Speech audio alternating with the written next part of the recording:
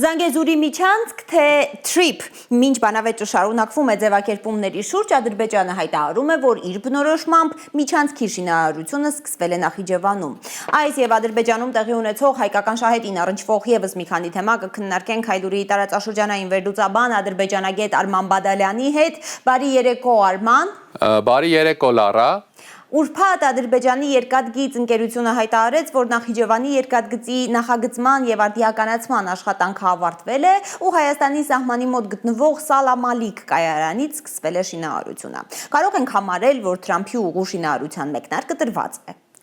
Ըստ էության այո, Լարա, բայց Ադրբեջանը նման կերպ է ներկայացնում, որ օգոստոսի 8-ին ձեռք բերված պայմանավորվածության համաձայն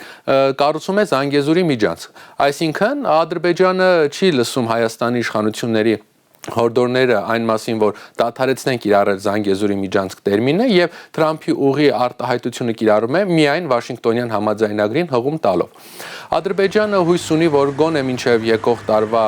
կեսը կառարկայնացնի Զանգեզուրի միջանցքը, իսկ մենք գիտենք, որ հայկական կողմը նախատեսում է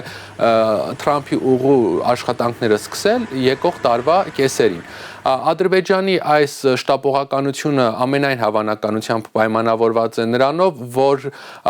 Ադրբեջանը ուզում է թուրքական միջանցքի այս պատմական հնարավորությունը ձեռքից բաց չթողնել։ Բացի այդ, Ալիևը փորձում է բիզնես մտածելակերպ ունեցող Թրամփին ցույց տալ, որ ինքը նույնպես գործի մարդ է։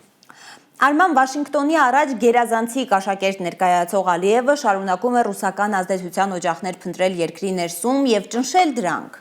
Այո, Լարա, Ադրբեջանում շարունակվում է քաղաքական դաշտը մաքրելու եւ վերաձևավորման գործընթացը։ Այս շաբաթ ձերբակալվեց Ադրբեջանի ամենահայտնի ընդդիմադիր գործիչը, Ադրբեջանի ժողովրդական ճակատ կուսակցության ղեկավար Էլի Քերամլին իշխանության բռնի զավթման կամ սահմանադրական կարգի տապալման մեղադրանքով։ Նրան անմիջապես կապեցին մի քանի ամիս առաջ նույն մեղադրանքով ձերբակալված Ռամիզ Մեհդիևի հետ, ով Ադրբեջանում համարվում է ռուսամետության ամենավառ խորհրդանիշը, եղել է Գիտությունների ազգային ակադեմիայի ղեկավար եւ նաեւ Իլհամ Ալիևի այսպես կոչված քաղաքական հայրը։ Արդյունքում Ադրբեջանում քաղաքական ճնշումները ընդդիմադիրների նկատմամբ հասարակության մեջ ձևավորեցին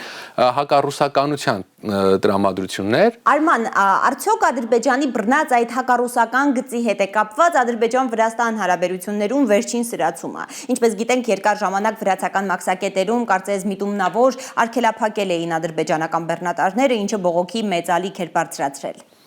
Լարա, դժվար է պնդել, որ դեպի Ռուսաստան ուղղված Վրաստանի կառավարության պատժիչ գործողություններն էին սրանք ուղղված Ադրբեջանին, չնայած որ այս միտքը արտահայտեց նաև Վրաստանի նախկին նախագահ Սաակաշվիլին։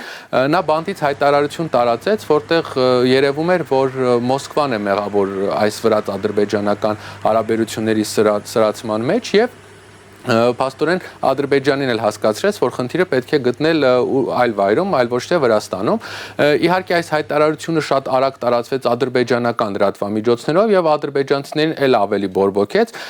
հասկացնելով, որ խնդիրը միայն տեխնիկական չէ, ինչպես պնդում էին վրացիները։ Իհարկե մի քանի օր անց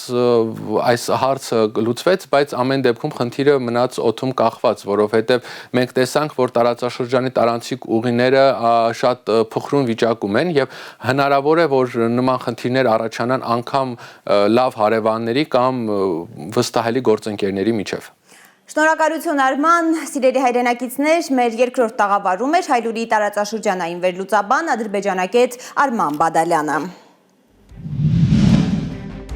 Հայաստանում եւ աշխարհում տեղի ունեցող իրադարձությունների մասին առաջին իմանալու համար բաժանորդագրվեք մեր ալիքին, սեղմեք զանգակը, որ բաց չթողնեք ամենահրատապը, ամենակարևորն ու հետաքրքիրը։